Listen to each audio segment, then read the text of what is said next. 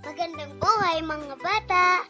Tara, samahan ninyo akong matuto kasama si Teacher Aika, your online teacher.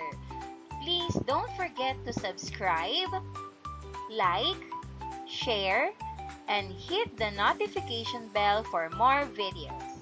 Thank you! Revised K-12 Curriculum, GMRC Grade 5, Quarter 1, Lesson 7.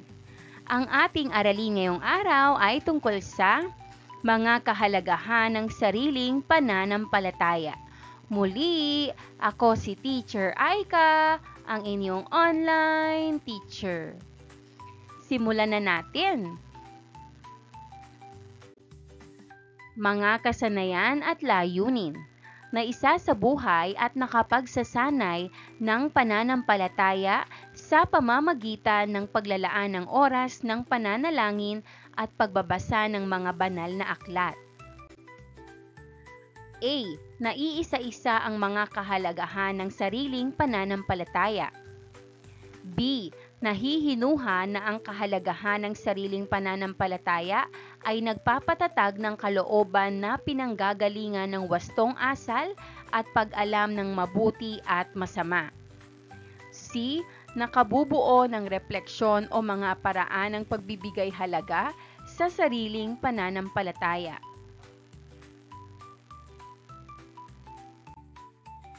D. Naipaliliwanag na ang kahalagahan ng banal na aklat, babasahin o katumbas nito sa sariling pananampalataya o paniniwala ay mahalagang paraan upang maingatan at mapalalim ang kaniyang pag-unawa sa mga mahahalagang aral na kinabibilangang relihiyon. E. Naisasakilos ang wastong paggamit at pag-iingat ng banal na aklat, babasahin o katumbas nito ng sariling pananampalataya o paniniwala.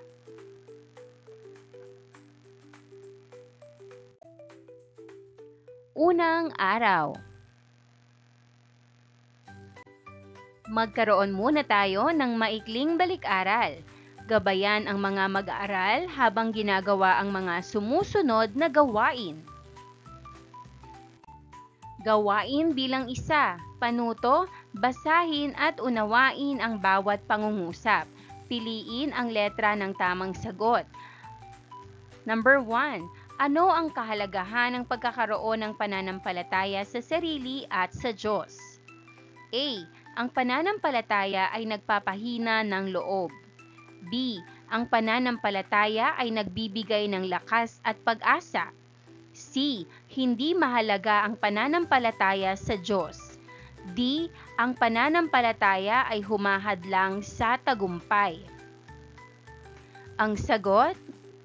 B. Ang pananampalataya ay nagbibigay ng lakas at pag-asa. Number 2. Paano maaaring maipakita ang positibong pananaw sa pagmamahal sa sarili? A. Sa pamamagitan ng paghuhusga sa kapwa. B. Sa pamamagitan ng pamamahiya sa iba. C. Sa pamamagitan ng pagtanggap at pag-unawa sa sarili. O D. Ang pagmamahal sa sarili ay nagdudulot lamang ng kasakiman. Ang sagot? C. Sa pamamagitan ng pagtanggap at pag-unawa sa sarili.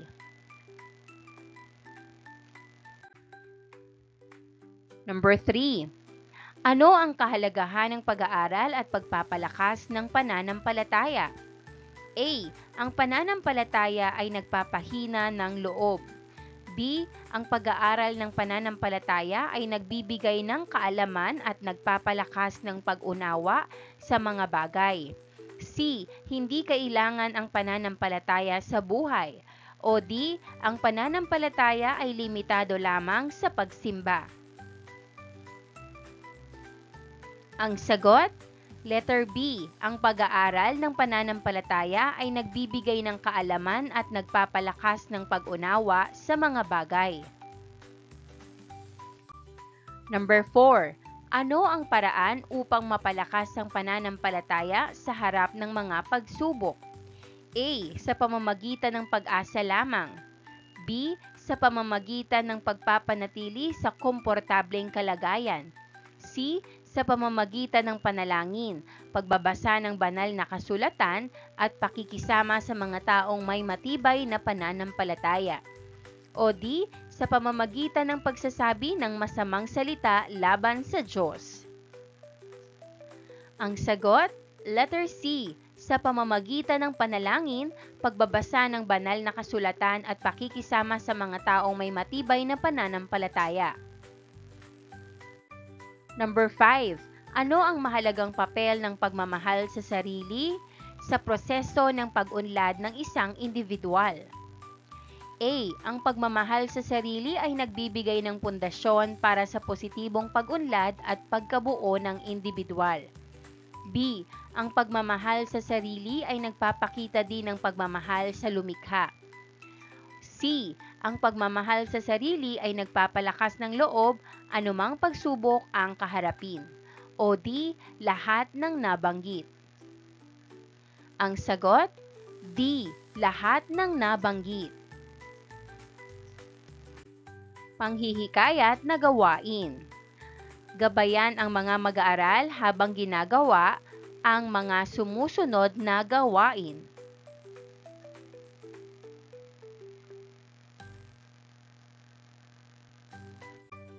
A. Panuto. Isipin ang mga aklat na iyong nabasa na. Pumili ng 5 na iyong naging paborito at isulat ang mga pamagat o pangalan ng mga ito sa mga larawan ng aklat na nasa ibaba. Narito ang mga halimbawang sagot. Ang alamat ng lamok. Ibong Adarna.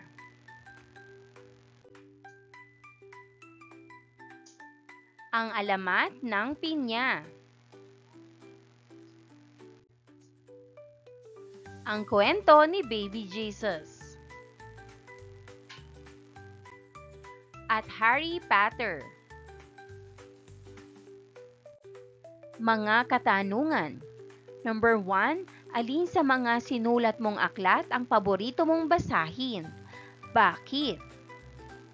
Number 2, meron ba sa mga sinulat mong aklat ang may nilalaman na tungkol sa iyong pananampalataya o relihiyon? Alin ito? Bakit mo ito naging paboritong basahin? Number 3, kung ipapagawa muli sa iyo ang gawain, isusulat mo ba ang banal na aklat sa iyong kinabibilangang pananampalataya? Bakit? At bakit hindi?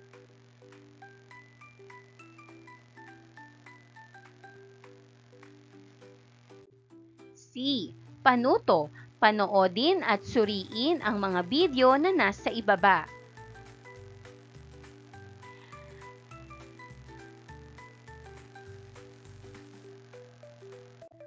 Mga katanungan.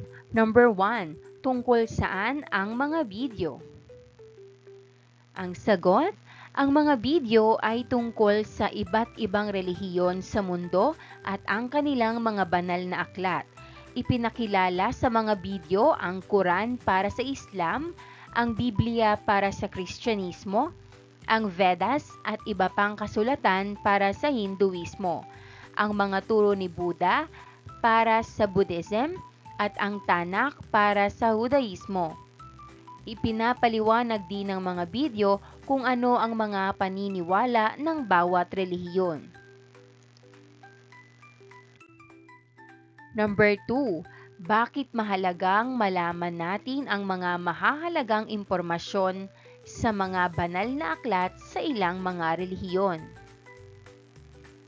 Ang sagot, mahalagang malaman natin ito para maunawaan natin ang paniniwala ng ibang tao. Nakakatulong ito para matuto tayo ng respeto at pakikipagkapwa-tao. Kahit magkaiba tayo ng relihiyon, nagbibigay din ito ng kaalaman kung paano nabubuhay ang ibang tao ayon sa kanilang pananampalataya. Number 3, Paano mo maipapakita ang paggalang sa mga banal na aklat o kasulatan sa bawat relihiyon? Ang sagot, maipapakita ko po ang paggalang sa mga banal na aklat sa pamamagitan ng hindi paglalagay sa maruruming lugar ng mga ito. Pakikinig ng maayos kapag may nagtuturo tungkol dito. Ang banal na aklat ay napakahalaga sa ating pananampalataya. Ito ay isang espesyal na aklat na naglalaman ng mga salita at mga aral mula sa Diyos. Sa pamamagitan ng banal na aklat, natututunan natin ang tungkol sa ating kinikilalang lumikha, sa kanyang pag-ibig at sa mga katuruan na dapat nating sundin upang maging mabubuting tao. Mayroong maraming banal na aklat. At sa bawat aklat na ito, makikita natin ang mga kwento ng mga propeta, mga aral sa pagmamahal at pagpapatawad, at mga gabay sa tamang pag-uugali.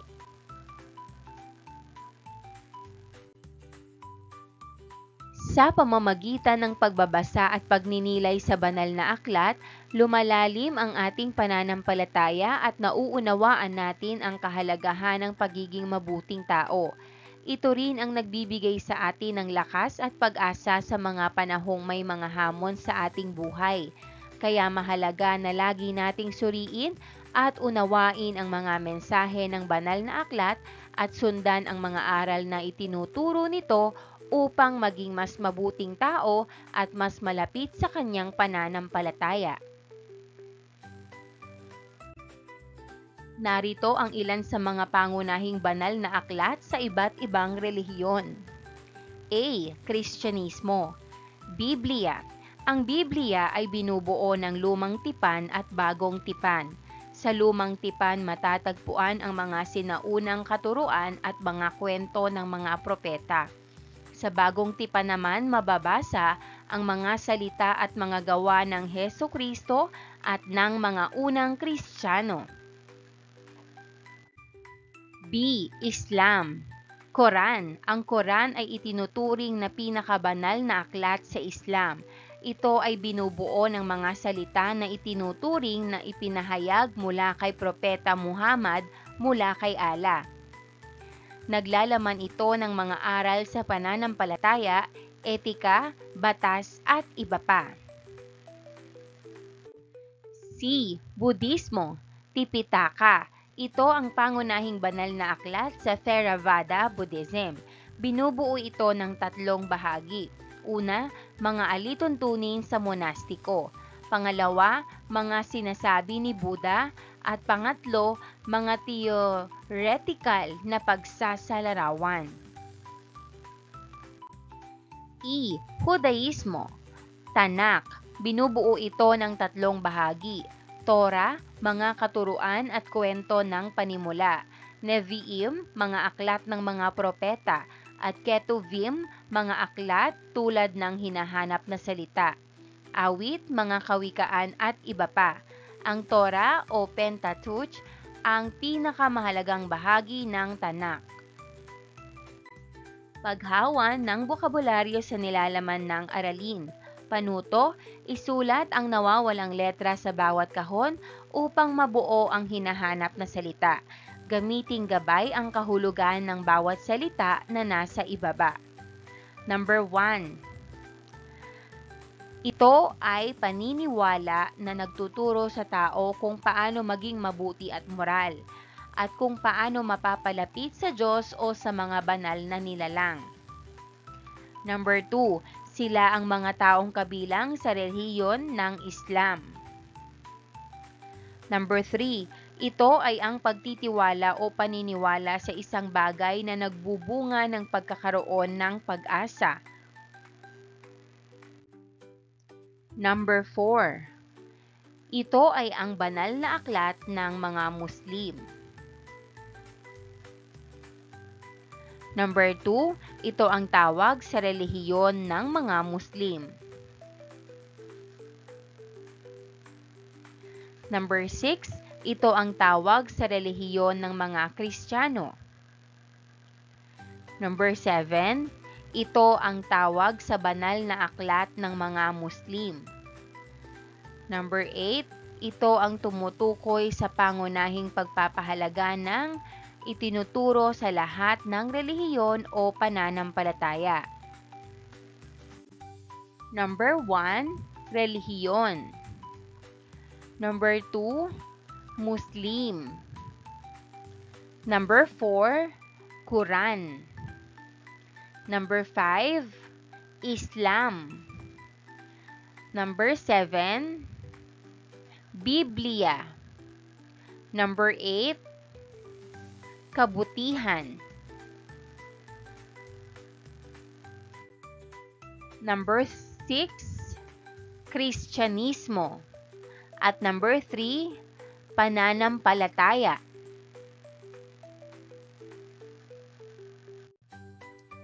Kaugnay na paksa bilang isa, pagpapakilala sa mga banal na aklat o babasahin sa mga piling pananampalataya sa bansa. Ikalawang araw. Pagproseso ng pag-unawa. Suriin ang mapa ng pananampalataya o religion map ng bansa.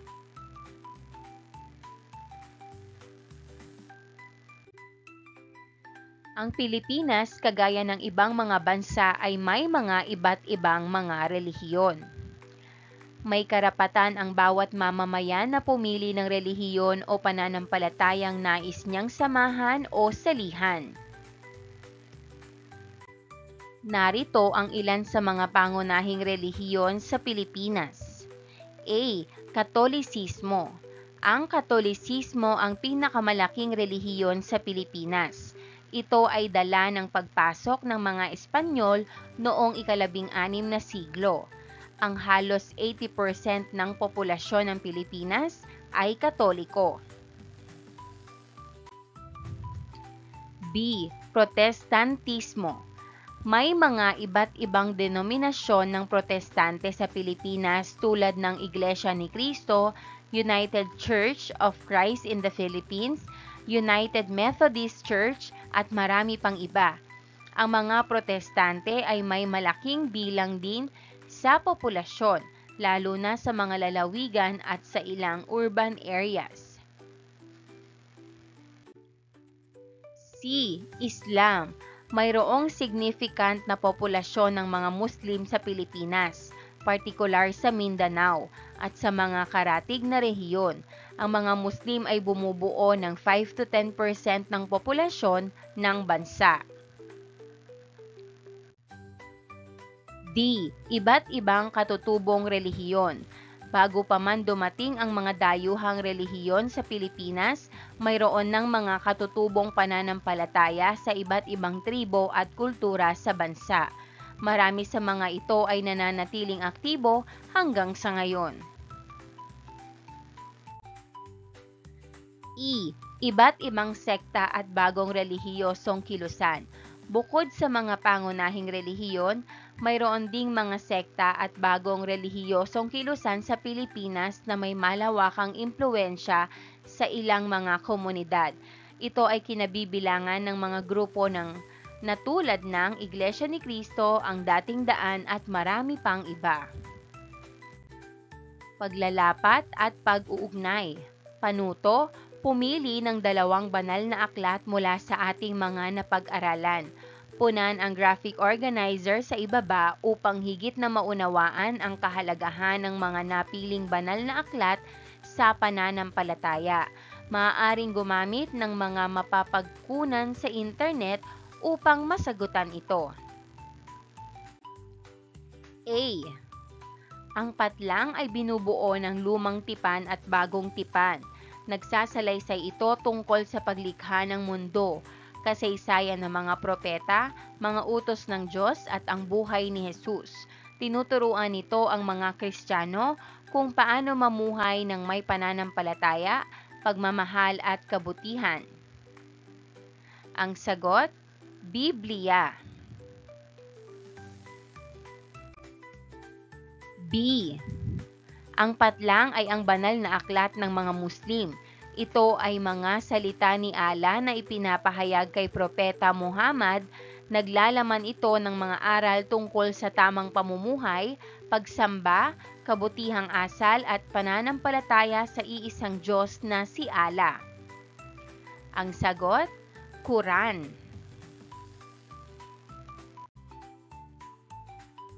Panuto, isulat sa loob ng gitnang bilog ang banal na aklat sa iyong kinabibilangang pananampalataya. Isulat naman sa mga linya ang mga aral na natutunan mo sa pagbabasa at pag-aaral nito. Maaaring magdagdag ng mga linya sa paligid ng bilog.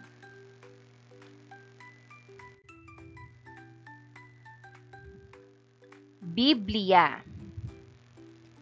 Maaring sagot, maging mapagkumbaba at masunurin, mahalin ng Diyos ng higit sa lahat, sumunod sa mga utos ng Diyos, at tumulong sa nangangailangan.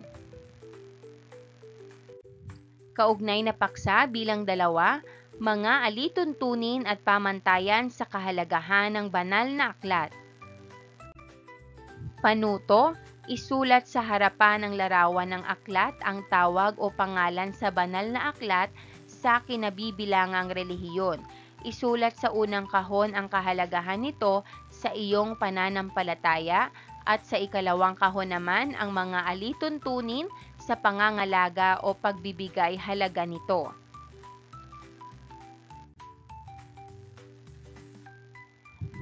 Kahalagahan ng banal na aklat sa pananampalataya.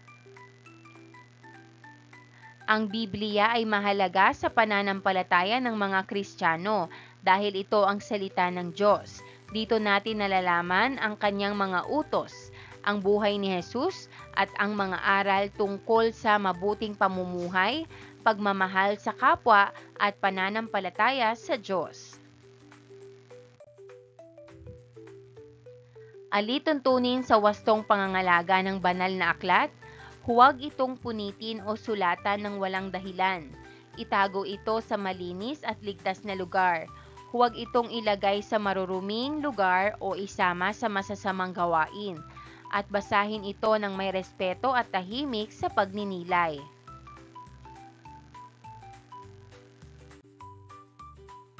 Pinatnubayang pagsasanay, panuto, itugma ang mga katawagan sa banal na aklat sa bawat relihiyon. Number 1, Quran. Ang sagot, C, Islam. Number 2, Tanakh. Ang sagot, D, Judaismo. Number 3, Vedas. Ang sagot, E, Hinduismo. Number 4, Biblia. Ang sagot, B, Kristyanismo. Number 5, Tipitaka. Ang sagot, A, Budismo. Paglalapat at pag-uugnay. Panuto, pumili ng talata o verses o nilalaman mula sa banal na aklat sa relihiyong kinabibilangan na ginagamit mong gabay sa iyong pamumuhay at pananampalataya. Isulat ito sa loob ng kahon at sa ibaba nito ipaliwanag kung bakit ito ang iyong napili. Halimbawang sagot, talata.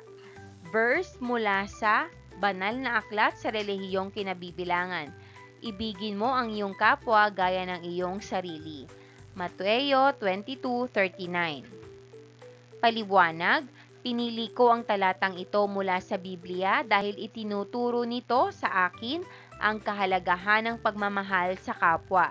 Sa araw-araw, ito ang nagsisilbing gabay ko sa paggawa ng mabuti, pagtulong sa iba at pagrespeto sa lahat ng tao. Kung lahat tayo ay magmamahalan, magiging mapayapa at masaya ang ating pamayanan. Kaya naman sinusubukan kong isabuhay ang aral na ito araw-araw.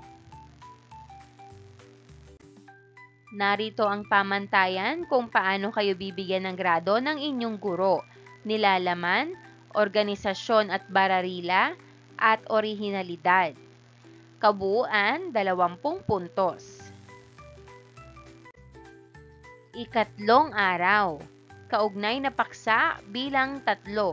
Kahalagahan ng banal na aklat sa espiritualidad ng tao. Pagproseso ng pag-unawa. Ang banal na aklat o mga sagradong teksto o sulatin ay may mahahalagang papel sa pananampalataya ng maraming tao, kasama na ang pamilyang Pilipino. Narito ang ilang mga halimbawa ng kahalagahan ng banal na aklat sa pananampalataya. A. Nagsisilbing gabay sa pananampalataya. Ang banal na aklat ay naglalaman ng mga aral, turo at gabay sa pamumuhay na nagmumula sa pinaniniwalaang Diyos o mga banal na nilalang. Ito ang nagbibigay liwanag sa mga individual tungkol sa tamang landas ng moralidad at pagpapahalaga. B. Nagbibigay daan sa pagpapalalim ng pananampalataya. Sa pamamagitan ng pag-aaral at pag-unawa sa mga teksto ng banal na aklat, ang mga tao ay nagkakaroon ng pagkakataong palalimin ang kanilang pananampalataya at personal na ugnayan sa kanilang Diyos o Diyosa. C. Nagsasaad ng mga paraan ng pagbibigay galang at pagsunod. Ang mga banal na aklat ay naglalaman ng mga batas, kautusan at mga payo na dapat sundin ng mga mananampalataya. Ito ang nagbibigay ng batayan para sa tamang pag-uugali at pakikisama sa lipunan. D. Nakakapagbigay pag-asa. Sa mga panahon ng pagsubok at pagdurusa, ang banal na aklat ay nagbibigay ng konsolasyon at pag-asa sa mga mananampalataya.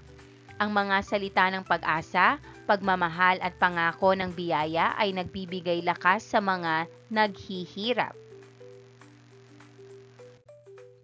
E. Nagpapaalala ng mga paraan ng paghahanda sa mga seremonya at ritual. Ang mga banal na aklat ay naglalaman ng mga gabay para sa mga seremonya at ritual ng pananampalataya, tulad ng mga kasal, binyag at iba pa. Ito ay nagtutulong sa mga mananampalataya na maging maayos at makabuluhan ang kanilang partisipasyon sa mga seremonya.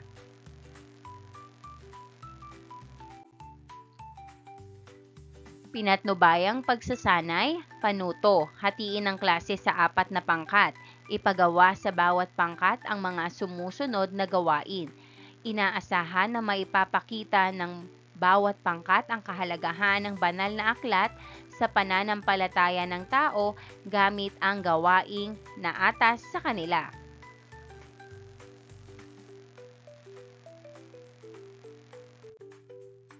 Number 1, tablu.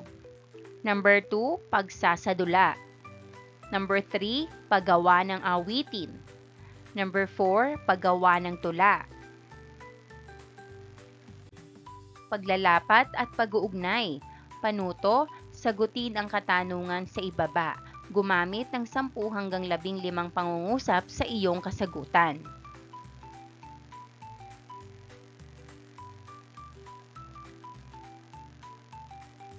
Paano maipapakita ang kahalagahan ng banal na aklat sa kinabibilangang pananampalataya?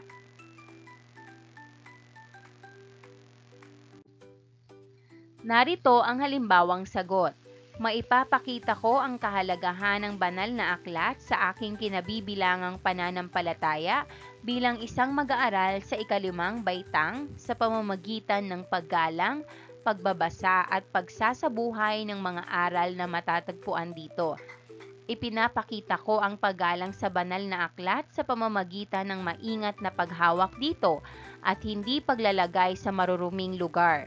Mahalaga ito dahil ito ay isang sagradong aklat na naglalaman ng mga turo ng Diyos. Narito ang mga pamantayan ng inyong guro sa pagbibigay grado. Nilalaman, organisasyon at bararila, at orihinalidad. Kabuuan, 20 puntos. Ika-4 na araw. Pabaong pagkatuto.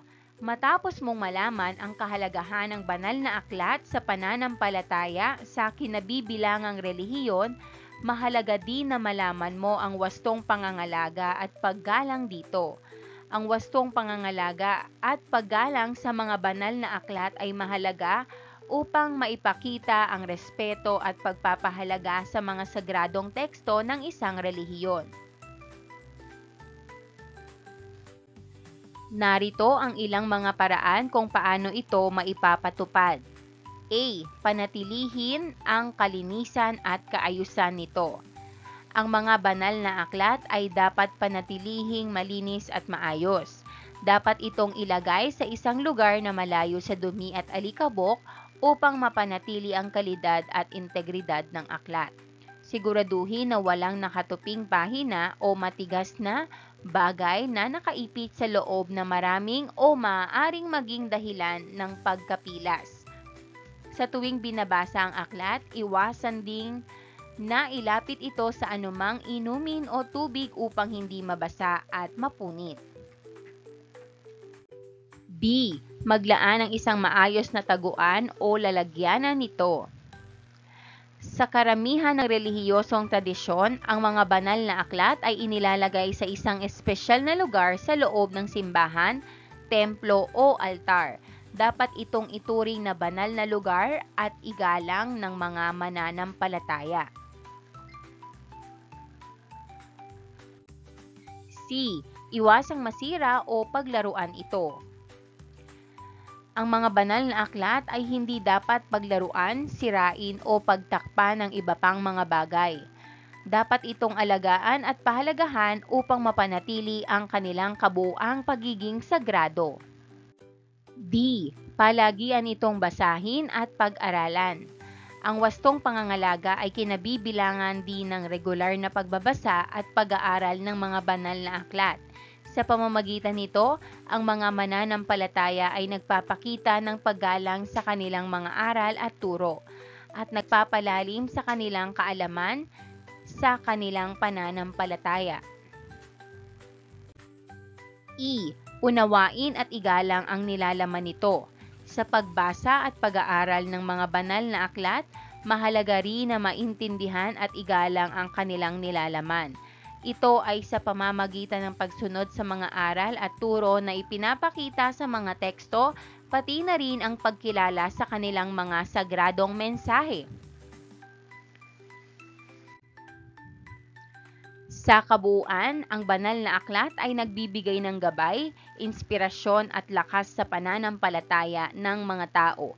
Ito ang nagpapalalim sa kaalaman at pag-unawa sa ating kinabibilangang relihiyon at nagtuturo sa kanila ng tamang pamumuhay batay sa ating mga paniniwala. Nararapat lamang ang wastong pangangalaga at pagpapakita ng paggalang dito.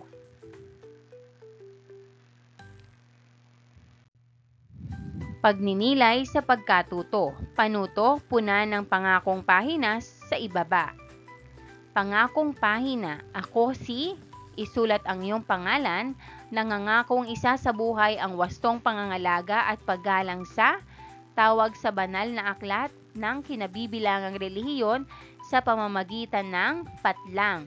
Ang mga nakasulat dito ay aking gagamiting gabay para sa pang-araw-araw na pamumuhay at pakikisalamuha sa aking kapwa. Pagsusulit. Panuto, basahin at suriin ang bawat pahayag. Isulat ang T sa patlang bago ang bawat bilang kung wasto ang isinasaad nito at M naman kung mali. Number 1. Ang pagbabasa at pag-aaral ng mga banal na aklat ay nagbibigay daan sa pagpapalalim ng pananampalataya at pag-unawa sa mga aral ng relihiyon. Ang sagot, T. Tama. Number 2. Mahalaga ang paglalagay ng mga banal na aklat sa isang espesyal na lugar tulad ng simbahan, templo o altar. Ang sagot, T. Tama. Number 3. Ang banal na aklat ay walang kahalagahan sa pananampalataya at hindi dapat pagtuunan ng pansin ng mga mananampalataya. Ang sagot, M. Mali. Number 4. Ang mga banal na aklat ay walang kahalagahan sa pananampalataya at maaaring ituring lamang na mga simpleng libro. Ang sagot, M. Mali. Number 5. Ang wastong pangangalaga ay kinabibilangan din ng regular na pagbasa at pag-aaral ng mga banal na aklat. Ang sagot, T. Tama. Number 6. Ang maruming banal na aklat ay pagpapakita na ito ay palagi ang ginagamit at binabasa. Ang sagot, M. Mali. Number 7. Ang pagturo sa mga bata ng mga aral at kwento mula sa banal na aklat ay isa sa mga paraan upang palakasin ang kanilang pananampalataya. Ang sagot, T. Tama. Number 8. Ang kabutihan ang pangunahing layunin na nais ituro ng mga banal na aklat. Ang sagot, T. Tama. Number 9. Ang Quran ay ang tawag sa banal na aklat ng mga Kristiyano. Ang sagot, M. Mali. Number 10. Hindi mahalaga ang regular na pagbasa at pag-aaral ng mga banal na aklat sa pananampalataya dahil hindi naman ito nagdudulot ng kahalagahan sa buhay ng isang tao. Ang sagot, M. Mali. Gawaing pantahanan o takdang aralin. Panuto, mag-survey ng 10 tao mula sa iyong pamilya o komunidad. Alamin ang kanilang relihiyong kinabibilangan at gaano sila kadalas magbasa ng banal na aklat. Isulat ito sa talahanayan sa ibaba. Iwasang isulat ang buong pangalan ng kinapanayam para sa kanilang kumpidensyalidad. Narito ang inyong sasagutan. Unang kolum, taong kinapanayam. Pangalawa, relihiyon. Pangatlo, gaano kadalas magbasa ng banal na aklat? Palagian, madalas, minsan lamang o hindi nagbabasa. And that wraps up today's lesson. If you enjoyed this video and want to see more content like this, don't forget to hit the subscribe button and ring the bell so you never miss an update. Thanks for tuning in.